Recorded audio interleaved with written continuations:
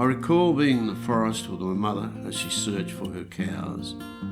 I remember the sleeper cutters working to cut as much of the forest before it flooded. Dad used to cut the sleepers to Corowa for the New South Railways, who used them in their system. It was hard work and there were few mechanical aids available. In the winter, it was impossible for Dad to get his truck into the forest without getting bogged. So Ron had the gut-busting job of loading the sleepers onto a dray pulled by Bluey, our draft horse, and carting them through the mud to the high ground on the edge of the forest and unloading and stacking them. When there is enough for a load, Dad loaded them on his truck.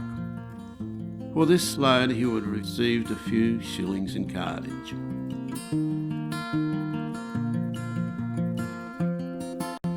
I also recall the volunteers clearing the forest behind Mulwala trying to go into water.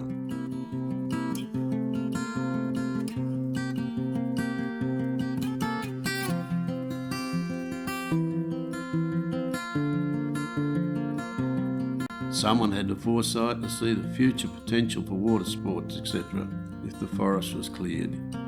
Volunteers were organised and groups set about felling the thousands of trees. They were cut down and left where they fell. When the lake rose, they were covered with water. This created the lake as we know it today. The prediction of it being a place for water sports has been well and truly realised. Mum had a favourite tree that was opposite our place on the other side of the lagoon.